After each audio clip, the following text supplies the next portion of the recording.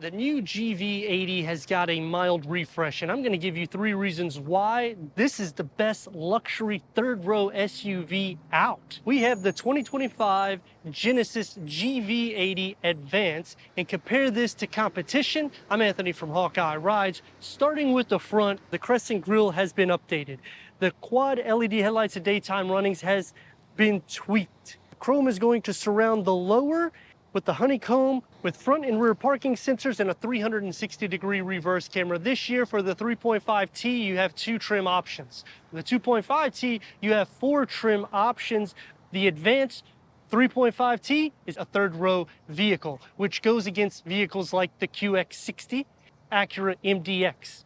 But this actually has more performance. Twin turbo V6 with 375 horsepower and 398 pound-feet of torque. That's paired to an 8-speed automatic transmission, towing up to 6,000 pounds, which would be the best in class, right on par with Infiniti. And this year, the QX60 drops the V6, giving us a VC turbocharged 4-cylinder, which is going to have a lot less power than this.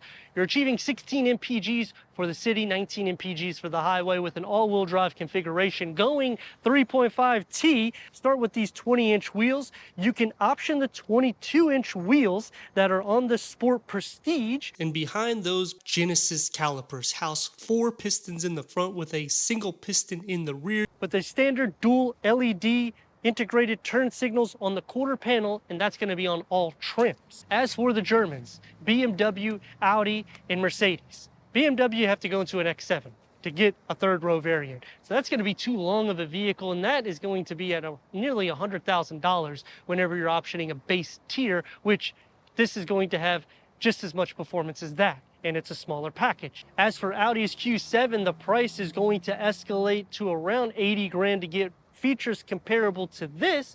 And then when you're at those prices, you might as well look at the SQ7, in which that's not going to compete against that because it has 500 horsepower, a detuned ×2 Lamborghini Urus engine, more or less.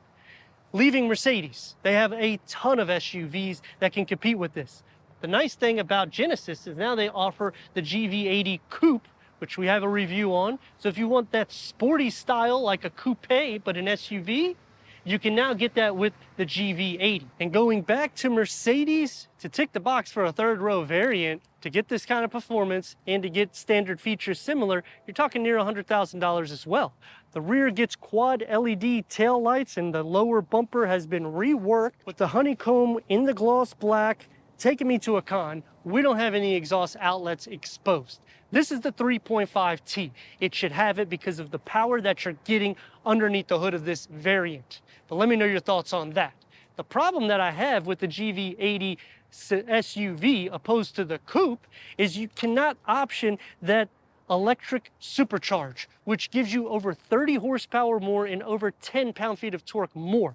Imagine putting that performance in this, and it's a 48-volt mild hybrid technology that they're doing, and you will not be able to receive the carbon fiber inserts like you can in the coupe. But the 2.5T, you will not be able to option the electronically limited slip differential. It's an option for the electronically controlled suspension with road preview that uses the cameras in the front, so it will adjust the suspension for speed bumps or imperfections. All trims will have a high-performance gas shock absorber, multi-link front and rear suspension. And adding all that to this vehicle is going to have more features than anybody in its class. Power liftgate, and because this is the Advance, third-row seats. Behind them, 11.6 cubic feet of storage. Underneath the floor, you can hide the privacy cover with a little bit of storage. The split fold, this third row, at a 50-50 split, push the buttons. That's going to increase cargo to 36.5 cubic feet. And another pro to the GV, push these 2 buttons and they'll fold down the seats to maximize the cargo capacity to 71.7 cubic feet with a 12-volt charger. This is the twin turbo V6. We need to go inside, start it up so you can hear that exhaust note.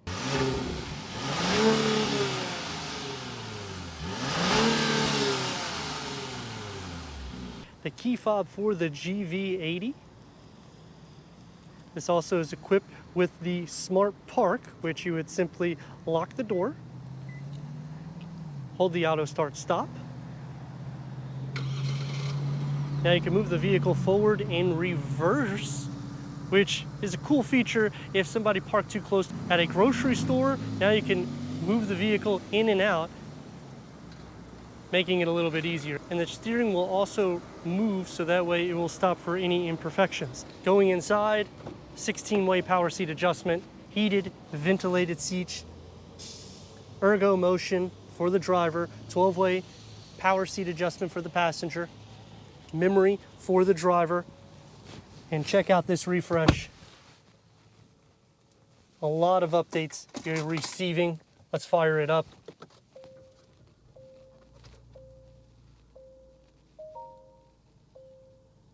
The dashboard is more flat with a 27-inch OLED touchscreen with navigation, wireless Apple CarPlay, wireless Android Auto, Sirius XM, AM, FM, streaming Bluetooth audio. Passenger talk, quiet mode, and Genesis Pay, as well as a 360-degree reverse camera, full trajectory for the front and the rear. When you click onto here, now you have the 3D view so you can go all around the vehicle. Click onto this little sub menu and it opens up and you can see different camera positions to make it easier for any angles whenever you're doing reversing. Now this sub menu opens up so you can see the trajectory for the front, kind of like a car wash view. You can see the sides and you can see the full front. And the top portion is haptic. So what that means is when you touch it, you'll feel a little bit of a vibration. The wood inlays, ambient lighting. There isn't any pass-through, which is a con to me, but I do like the touch and feel materials. Open up to a wireless charger, 12-volt USB ports. These rotary knobs have been reconfigured so it looks a lot more elegant, and you still have physical buttons everywhere, including the driving mode and to go into your 360-degree reverse camera. The driving modes, you have a few. So you got Eco, Comfort, Sport, My, and Snow on this digital gauge reader. The steering wheel has been reworked with a touch pad. It's heated, multi-function, paddle shifts. But unfortunately, you still have to go into setup here, go into screen theme layout, cluster theme in order to change the themes. 18 speakers through Bang & Olufsen with 1400 watts. It's soft to touch and it opens up into a pretty deep storage pocket with a little storage bin. Door panel and dashboard configuring together nicely. I like the speaker mesh that comes into play in the wood inlays. One touch up and down for all your windows. Soft to touch where it needs to be with a long storage pocket. Auto dimming rear view mirror. And we have 2 panel moonroofs that go into the second row. For the second row, that's the room that you got to enter for 3 more or 2 more with the cup holders and a storage pocket here. Heated rear seats. When you go into the Sport Prestige, that will unlock ventilated rear seats as well as Napa leather seats. USB ports, home plug, and a storage tray. Storage behind both of the front seats. And you can also adjust these seats forward and the back as well to make it a little bit more space for occupants behind the passenger. As for leg space, it's not bad. Headroom, it's doable. Door panel, you're going to have the manual sunshades. And the door is going to get the wood, soft materials with a smaller storage pocket sliding into the center. The floor isn't completely flat. The rails are pushed up enough, sharing a little bit of feet, butt, leg, and shoulder space, but it's a wide vehicle and it's a third row. This is the only way you can get that is going into the Advance, and I could still fit in the center with headroom. This third row, push the button, that's the opening you have. I've purposely folded the seat all the way back so that way you can see to fit 2 more occupants. It's a little tight. You'll have your temperature control on one side with a storage box, cup holders, air vents. The Bang & Olufsen sound system comes into play with the LED interior lights. And on the other side, you'll see you'll just have the cup holder. Sliding this back, well, leg space isn't bad. You don't have anything to rest your arms here. Headroom, if you're going for a quick drive over 6 foot, it's okay. Otherwise, it's going to be a little bit uncomfortable for a longer drive. The new GV80 3.5t Advance is definitely bringing this segment a lot more competition for a third row variant. Even thinking about Lexus, you're not going to have as much performance as this because they're all going hybrid variant. Here you're getting a V6 twin turbo, 375 horsepower with 391 pound-feet of torque. Those numbers, when you're considering the segment that it's going in, that's why it's starting to go more towards the Germans, because the performance numbers and the luxury is outclassing things like Infiniti, Acura, and Lexus. They need to do a better job in performance and the amenities that you're getting as a package.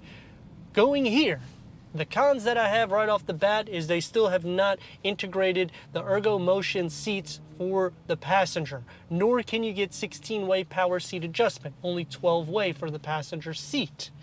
Those things, kind of wish that it would trickle in because we're near an 80 grand price. I like that there's only 2 trims to choose from, so it makes it easier for the buyer's perspective, and coming standard with heated rear seats is awesome, as well as giving us the third row capabilities, because this year the only way you can get it is going the Advance, which is the base trim for the 3.5t. I'm a huge fan of all this advanced technology. I think that Genesis is going a step above and beyond. 27-inch OLED touchscreen, which it's not so in your face. It's actually more subtle, and I think they did a good job integrating it the way it is. I'm not a huge fan that it does still come out of the dashboard, but it's simplified and it's not an eyesore, and they give you the wood aesthetics where you get the piano black, and when you go into the coupe, you can get carbon fiber, which looks awesome. The ambient lighting sets this vehicle apart as well, with all of the touchscreen configurations, and you still somewhat have physical buttons, which when you're starting to think about German rivals, you don't have that. Now going into Infiniti, Acura, and Lexus, you will have some buttons. I feel Lexus is going a lot more with plastic aesthetics. Here you're gonna see more upscale aesthetics in the interior, so I appreciate that. And Acura now is finally offering a touch screen, so you don't have to use everything from that Acura True touchpad. So that is a good step up, but you're talking around $80,000 to get a Type S. To get performance less than this, and this is under that. Turn radius is about 2 lanes. Let's rock and roll.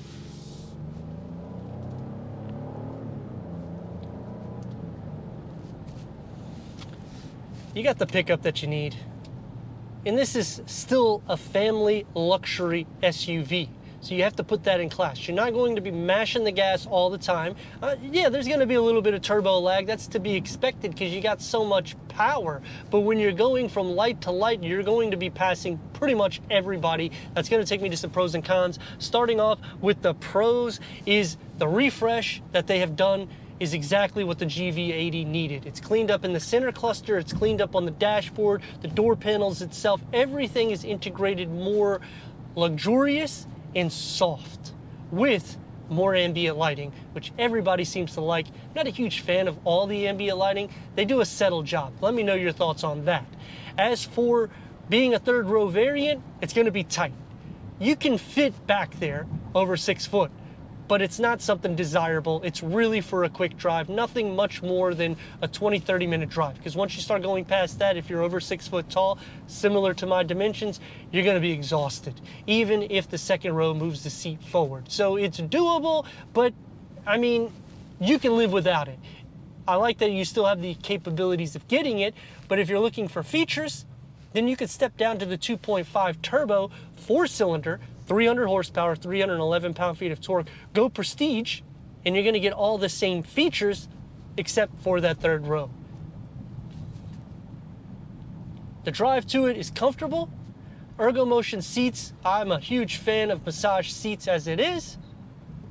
It does feel a little bit more wide. 20-inch wheels, you don't feel too much of the imperfections in the drive, and you can upgrade to a 22-inch wheel. The heads-up display gives you all the information that you need. Maneuverability, the steering is gonna be a little bit more weight here, but even in Infiniti and Acura, it's gonna be the same thing. Going into the Germans, it's gonna be a little bit less with the weight on the steering, but then you're gonna pay a lot more for the price. to get similar specs to this with horsepower and torque, which is crazy. Because when you're thinking third row variants, BMW doesn't do an X5 third row anymore. You got to go to the X7. 375 horsepower is base. It's near $100,000 for that vehicle. You can get this under 80 grand.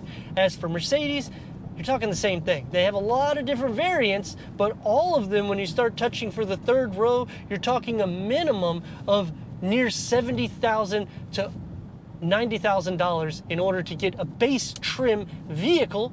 And spec it up with features, you're talking over $100,000. Audi does a good job giving a third row variant for luxury, but if you're wanting performance to be similar to this, you have to bump it up to a $100,000 price point, in which that vehicle doesn't even compete with this. That's why Genesis has made kind of the sweet spot for all the vehicles, taking me to the last reason why I would option this vehicle.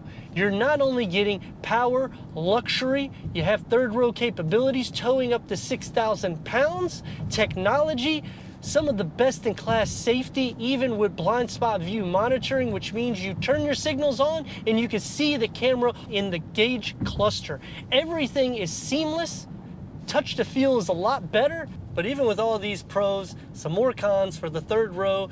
To change the climate control, it's only on one side. Storage pocket and USB ports all on one side, so they don't necessarily make it easy for somebody sitting on the left. You have a quad climate control, but you can only do the configuration in the front. You can't do anything in the second row. The seat sits up a little bit higher than my liking, and it's a lot more firm. It does get more soft, especially when you're using the ErgoMotion seats. Not giving us a full pass-through. It's lacking in a little bit of storage, as well as cup holders that's found throughout the interior. Let me know your thoughts in the comments. And if you're new to the channel, consider subscribing. Check out the next video, merchandise, website, and Instagram. Leave a comment and a like. And I'd like to thank Genesis of Lakeland for giving us this 2025 Genesis GV80 Advance for our car review.